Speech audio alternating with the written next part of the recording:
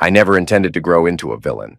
But sometimes you realize you've been used your entire life, and your only choices are to keep bending or break free so violently that you terrify everyone who thought you'd always roll over. My name is Ethan, and I was supposed to be a dutiful son, a compliant fiancé, a loving brother. Yet with each weary day, I've learned that soft-hearted fools get trampled. I was set to marry Vanessa, a polished princess, used to having men grovel. We'd been together just short of 2 years, and though I ignored her shallowness at first, I swore I saw glimpses of genuine warmth. That was before the knee injury, before everyone abandoned me as if I were an inconvenient piece of furniture. A tear in my cartilage turned out to be a tear in my illusions. A single betrayal can be forgiven, but what happens when it multiplies? When the fiancé you trust hooks up with your brother? When your parents let you rot in the basement after surgery? When they all conspire to shame you, then sue you for refusing to keep paying for a wedding that's a sick joke? I suppose that's when a kernel of rage takes root. I spent years sacrificing for them, and I got nothing but lies. Maybe a decent man would walk away, but I chose war. And I won't pretend I'm the hero of this story. It began with my ACL surgery 4 weeks before the wedding. I tore the ligament playing a casual weekend game of basketball. An unlucky pivot, a snap, and fired nerves shooting up my thigh. That injury left me limping around in humiliating pain. My father, David, barked that I should have been more careful. My mother, Harriet, arranged doctors, but never stuck around for more than a cursory, "You'll be fine, dear." Vanessa acted concerned at first. She'd smile sweetly at the hospital, stroke my hair, promise to care for me in sickness and in health. But the second I came home, she vanished into wedding planning mania, always too busy to pass me an ice pack or help me up the stairs. My younger brother, Eric, never liked me much. But I still believed, stupidly, that family loyalty would outweigh personal grudges. I was wrong. They all claimed they'd rotate to help me recover. Yet the day after I was released, they left on a ski trip they'd apparently booked months ago. "We can't cancel now," Eric told me. "It's non-refundable. You're a grown man." So I was stranded in my parents' basement, the only occupant in a large, silent house. That was the first real sting. The ones who rattled on about family values had no qualms bailing. I was outraged, but not yet set on revenge. I simply internalized my anger, telling myself they'd come around. I hobbled around on crutches, rationing my pain meds, living off stale chips and leftover soup I could heat in a shaky microwave. When I texted Vanessa, she replied with breezy excuses, or told me she was busy tasting centerpieces with Harriet. Meanwhile, she posted photos of glamorous spa visits. The message rang crystal clear. My role was to be the invisible fiancé, quietly healing, funding the wedding, and never expecting reciprocity. The truth about Eric and Vanessa blindsided me, though maybe it shouldn't have. Eric had always enjoyed humiliating me, stealing my childhood toys, mocking me in front of relatives, belittling me at any chance. Vanessa, with her thirst for excitement, found in him a perfect twisted side project. I learned about it 4 days into my convalescence. Nobody had come by. Not one meal had been delivered despite their solemn promises. My father's earlier vow to take care of any hospital fees turned out to be a bureaucratic mess he'd shoved onto me. So when the ski trip ended and the family returned home, I confronted Eric angrily in the living room, demanding a reason for his absence. He stared me down, hands in his pockets, refusing to offer more than a smirk. "Poor Ethan stuck on the couch," he said. "You couldn't manage a few days by yourself? Pathetic." That's when I saw Vanessa pop up behind him in the doorway. She wore his jacket, her cheeks flushed. She quickly pulled it off, trying to look casual, but the damage was done. She'd come from his bedroom, hair disheveled. Blood roared in my ears. "Explain!" I hissed. Vanessa tossed her long hair and glared. "Don't stare at me like that, Ethan. I owe you nothing." I advanced on them, bracing my weight on my crutch, pain searing my knee. "What the hell is going on?" Eric chuckled. "You can't guess. She's bored with your whining. I'm more fun." For a moment, I couldn't speak. Then I lunged with my crutch, slamming him against the wall. He gasped, but quickly shoved me back. I nearly toppled. My father rushed in, shouting for me to calm down, as though I were the aggressor for wanting an explanation. Seconds later, Vanessa raised her voice. "We're calling off the wedding, Ethan. You're too weak." That's all it took to shatter any illusions that our relationship had substance. Her cold gaze pinned me. I was now worthless in her eyes, a husband candidate too fragile for her taste, and Eric gloated at my shock. My father, David, was outraged, but not at the sordid affair. He was outraged at me for making a scene. The house erupted into shouting. Harriet tried to hush me, telling me to calm down. David glowered, wanting me to fix the tension so we wouldn't embarrass the family. No one scolded Eric or Vanessa for betraying me. Instead, they worried about deposits, caterers, and how it might look if the wedding got canceled. Later that night, I confronted my parents in the kitchen.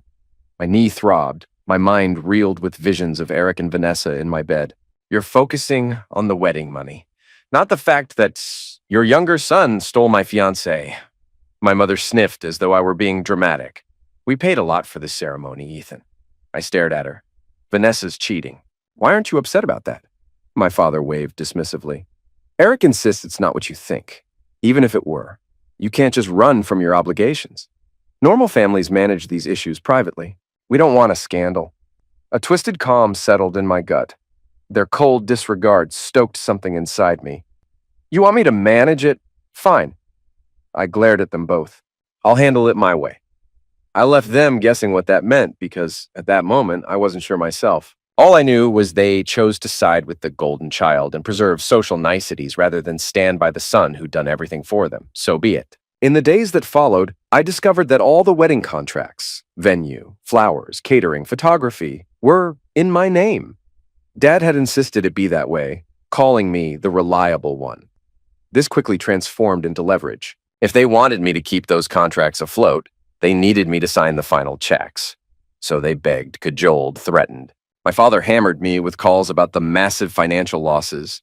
Harriet clucked anxiously about relatives who'd started booking flights. Meanwhile, Vanessa ghosted me, ignoring every text or call except once. She demanded I sign final approvals for her dream floral arrangement or she'd drag me through the dirt.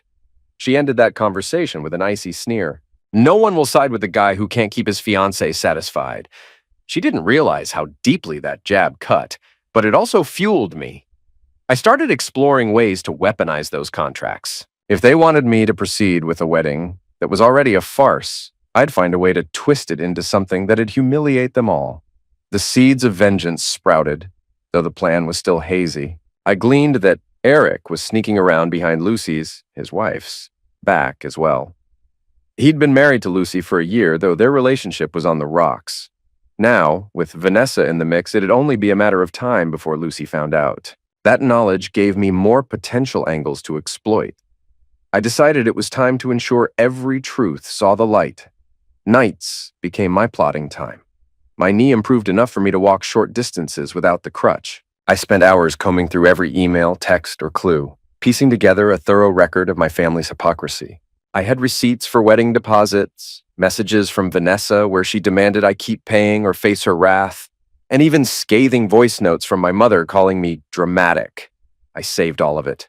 Let them try twisting the story when I had hard evidence. One afternoon, Lucy visited the house unannounced. She was searching for Eric. The poor woman asked me if I knew why her husband was ignoring her calls. When I told her about his affair, she froze in disbelief. I showed her a text I'd surreptitiously captured from Eric's phone, evidence that he was sneaking Vanessa into a hotel near the slope while everyone else actually went skiing. Her face paled, tears welling. She didn't blame me. Instead, she thanked me for telling the truth. Then she promised to forward me any relevant screenshots from Eric's secret phone if she found them. Allies come from strange places. Days later, Lucy delivered. She discovered entire message chains. Eric telling Vanessa that I was useless and a wet towel. Vanessa responding that I was weak and that she didn't feel a spark. There were graphic photos too. I stored everything on a hard drive. By the time I finished assembling my arsenal, I had a mountain of proof that my brother and ex-fiancé were enjoying each other, that my parents knew something but pretended otherwise, that the happy family sheen was a sham. For once, I smiled at the thought of retribution. Dad summoned me to the living room for a formal talk. Harriet hovered behind him, wringing her manicured hands. Eric was off to the side, arms folded, face twisted in boredom. Vanessa was absent, probably off painting her nails. My father cleared his throat. Ethan, we need to sort out the wedding finances. Vanessa says you're refusing to sign important paperwork. Eric chimed in with a sneer. Coward's punishing her because he can't stand that she found someone better. I stared at them both, letting a moment pass. Then, calmly, I replied, You want me to sign? Let's talk about betrayal first. Let's talk about your precious new fling, Eric. He rolled his eyes. Get over it. She's mine now. Dad shot Eric a warning glance. Don't be crude. Ethan, I understand you're upset, but we must be practical. We've invested thousands. We can't afford to lose these deposits. The date is set. People will arrive soon. I nodded. So your priority is money and appearances. You're part of this family, my mother cut in impatiently. We can't have you ruin everything. Keep your personal issues with Eric quiet. Let's have a civilized solution. I rubbed my chin, feigning agreement. All right, let's do that. I'll sign every contract, finalize the wedding details, but on one condition. Dad's eyes glowed with hope. Name it. I leaned forward. I want a public apology from Eric and Vanessa in front of the entire family. Full confession that they humiliated me. Then I want them to reimburse me for my hospital expenses that Dad said he'd handle but never did. If those things happen, I'll guarantee you a perfect wedding. Eric's lips curled. You're insane. My father's face reddened. Eric doesn't need to apologize for your fragile ego. I shrugged. Then I'm not signing. Suck up the losses or find a new groom. Good luck explaining that to the neighbors. They stared, stunned by my calm arrogance. Harriet tried guilt-tripping me with watery eyes. We're your parents. Don't do this to us, I snapped. You left me alone with a busted knee to go skiing. You let your golden child screw my fiancé. Now you want me to cave? No, you can do it my way or watch everything burn. Silence. Dad's jaw clenched. Eric's nostrils flared. Then Dad hissed, We have no choice but to escalate this, Ethan. My smile was pure ice. Go ahead. I'm eager to see how that works out. Later that week, Vanessa reappeared after a notable absence. She cornered me in the backyard, arms folded under her chest, chin tilted in that superior angle she favored. Ethan, you've got to finalize the florist, or there won't be centerpieces. Don't be a child. I studied her. You cheated on me with my brother, then you all left me stranded after my surgery. Now you want me to do you a favor? She tried that crocodile tears routine, letting her mascara glisten. Look, I made a mistake. You were always complaining about your knee. There was no passion left in us. Eric gave me an escape. But now he's turning out to be complicated. Let's just handle the wedding that's been planned. We can quietly separate afterwards. A low chuckle escaped me. So you want me to stand at the altar next to you, like a puppet groom, just to preserve your reputation, and then we'll quietly divorce once the spectacle is complete? Her cheeks burned. We'd spare the family embarrassment. Everyone can keep their money. You'll look magnanimous. And who knows, maybe you'll even walk away with half the gifts. She stepped closer, lowering her voice. If you ruin this, your father will make sure you regret it. You know he has connections. I hissed a laugh. Threats? How adorable. She tried to keep her composure, but I spotted a tremor in her lip. Look, I'm tired of the drama, Ethan. Just do as they say. We won't bother you afterward. I raised an eyebrow. You think you can keep me from unleashing the truth? You and Eric have no shame, but I'll do as I please, Vanessa. Now get off my property. Her bravado wavered. She eyed me like she wasn't sure who I had become, then whirled around and left. A wave of dark delight rippled through me. I'd never confronted her so directly. Maybe I was done being the family's doormat. Lucy became an unlikely friend. She and I commiserated about being cheated on by the same two snakes. She was furious, determined to divorce Eric, but needed proof to protect her finances. I happily provided every piece of digital evidence. In return, she offered legal advice. Her cousin was a lawyer. That cousin introduced me to a resourceful attorney named Marjorie, who specialized in family disputes and contract law. Perfect. Marjorie listened to my story, raising her brows. Your father and Vanessa's father might sue for breach of contract if you refuse to finalize the wedding. The question is, do they actually have a legally binding agreement, or is it just deposit forms in your name? I shrugged. All the official receipts are in my name, but they fronted the money. They might claim I must go through with the event or repay them. Marjorie smirked. I've seen vengeful parents try. Usually it fails. They can't force you to marry. At worst, you might owe them partial deposits if they prove you knowingly wasted funds. But if you have evidence that they committed fraud or betrayal, it'll weaken their claims.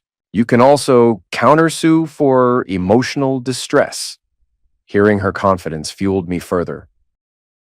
We discussed the possibility of turning the wedding day into a spectacle, letting them try to hold the ceremony, but exposing all their crimes publicly. Marjorie called it scorched earth.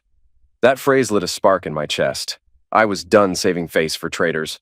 Sure enough, a process server eventually knocked on my door, handing me a thick sheaf of documents. The plaintiffs, David, my father, Harriet, my mother, and Norman, Vanessa's father. The cause: breach of contract, financial damages, emotional distress, reputational harm. They argued I had promised to fulfill a wedding, incurring costs, yet I was refusing out of spite. Truly a family of vipers, Marjorie said, flipping through. They couldn't even wait for a conversation. That's fine, I replied. Let them come at me. I'll see them in court. And when that day arrives, I'm bringing every piece of blackmail I've gathered. She nodded. Be prepared for them to get nasty. They might spin this to paint you as unstable. I thought of my father's cold, condescending voice. Unstable? I've got receipts proving who's truly depraved. My phone exploded with calls from extended family, many scolding me for disrespecting your poor parents and abandoning Vanessa.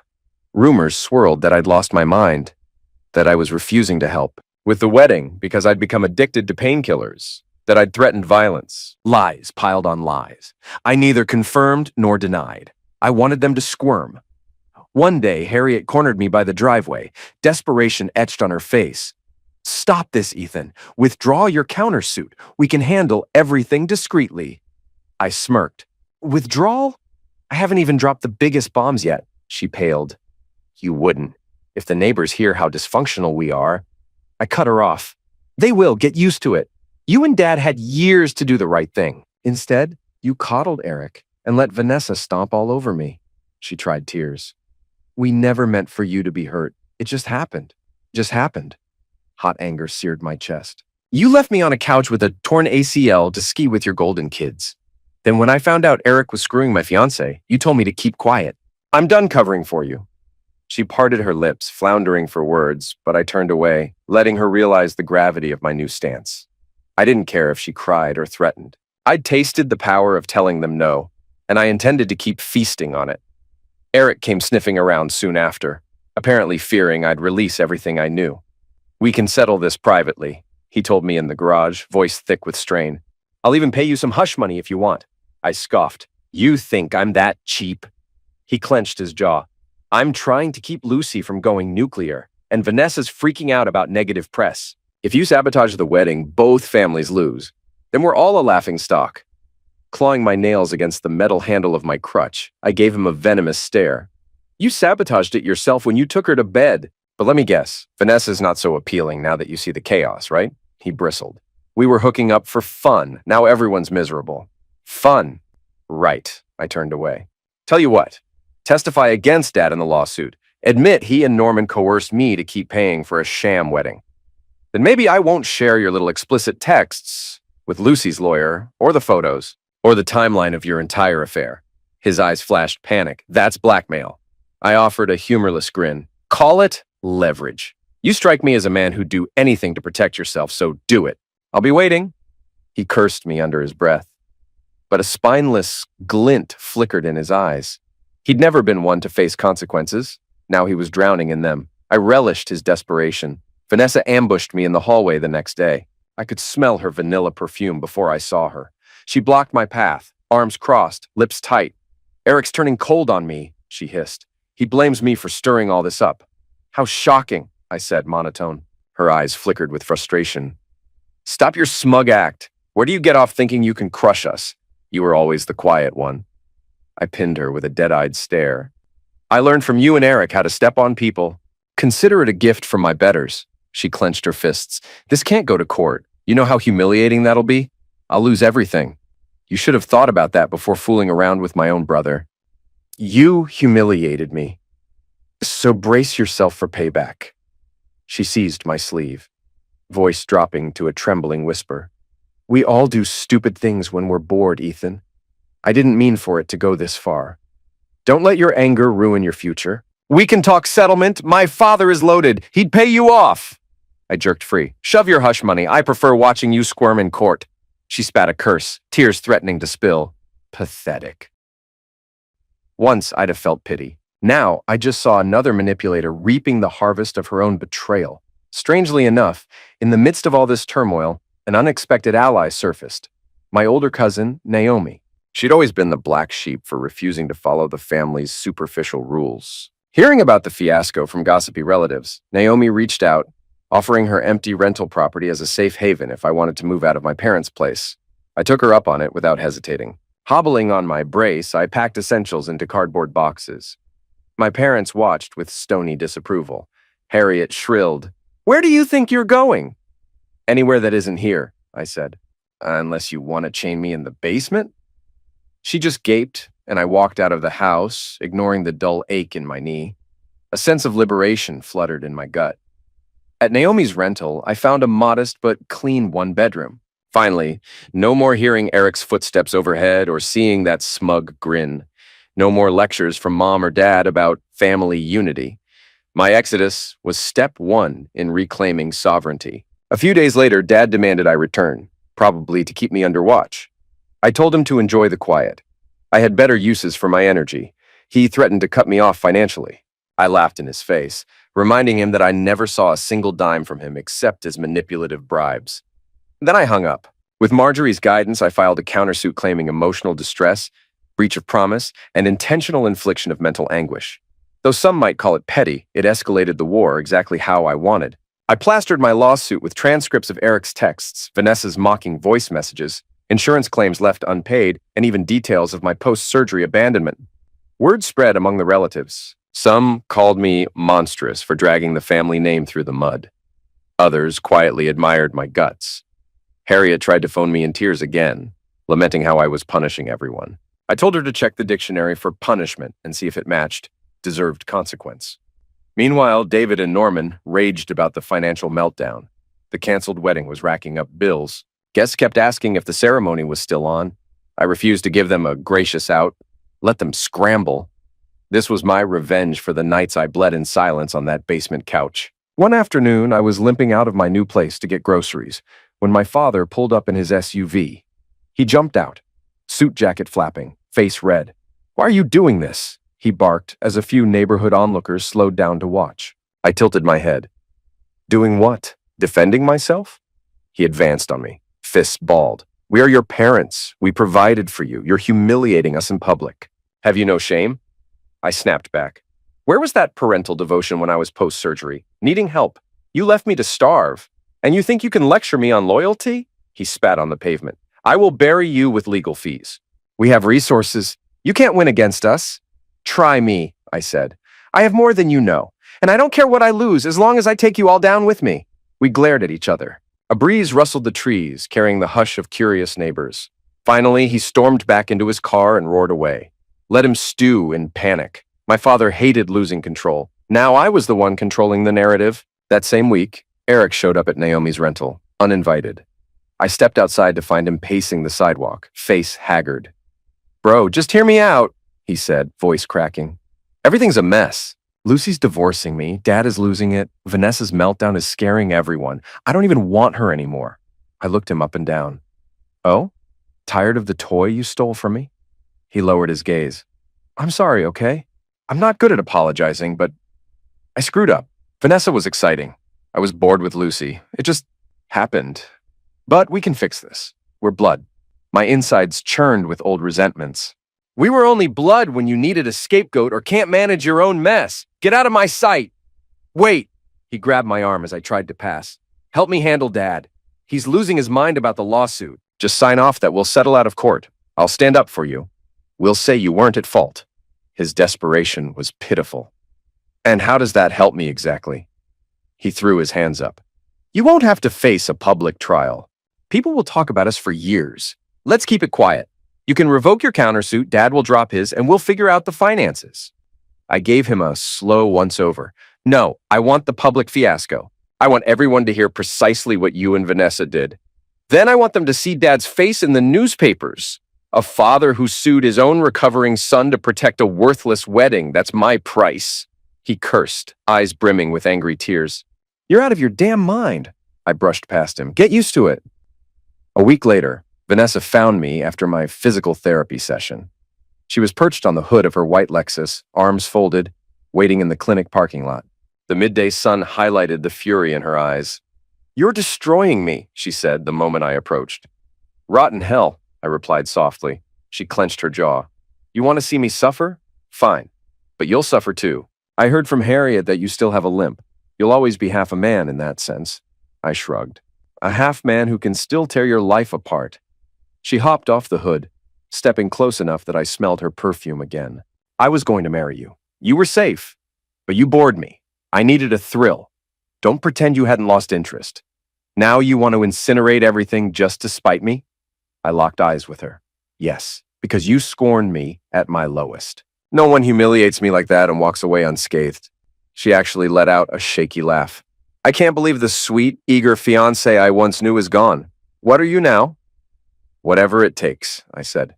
"You and my entire so-called family will learn what it's like to beg for mercy." Her facade cracked. "I have no one now. Eric's gone cold. Lucy wants me dead. Harriet acts like I'm a cancer. Dad is furious at me. I'm teetering on the edge." "You did that? See you in court." She shouted after me as I left. Something about me having no soul, that I'd die alone. I greeted her curses like a sweet lullaby. Finally, the day arrived. My father's lawsuit versus me, plus my countersuit. The small courtroom buzzed with tension. In the gallery sat Harriet, Norman, and a scattering of relatives. Eric lingered near the back, face pale.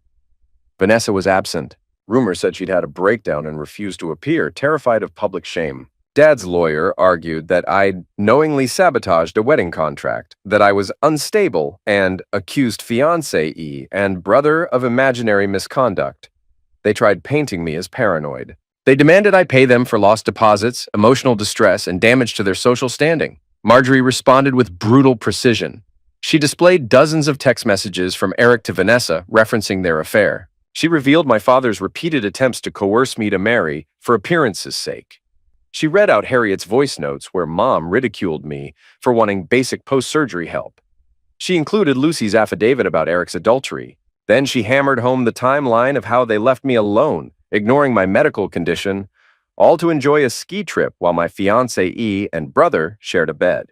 The crowd was dead silent. When the judge, an older woman with a stern gaze, looked at Dad, he was white as a sheet. She asked, "So you're claiming your son invented these messages?" Dad stammered. "They might be doctored. We're not sure." But Lucy was there, sworn in. She testified everything was real. She had the original phone. She confirmed Eric left the ski lodge early, meeting Vanessa at a nearby inn. My father's claims collapsed like wet cardboard. The judge dismissed their suit with prejudice, calling it an appalling misuse of the court's time. She openly scolded my father for trying to force a wedding to recoup deposits. Then she turned to me, awarding a modest sum to cover my legal fees and partial damages for emotional harm. Nothing astronomical, but the public humiliation was priceless. Dad's expression was pure shock. Harriet buried her face in her hands. Eric slumped, trembling. Norman stormed out, cursing about wasted money. It was over. They lost not just the legal case, but the shining veneer of an intact, respectable family. Word traveled fast among our social circles. My father reaped the humiliation he feared. Harriet tried spinning a narrative that I was mentally unstable, but the evidence was too strong. Extended relatives who once worshipped them began whispering about the cruelty they'd inflicted on me. Eric retreated to a dingy apartment after Lucy's divorce filing hit him with demands for spousal support.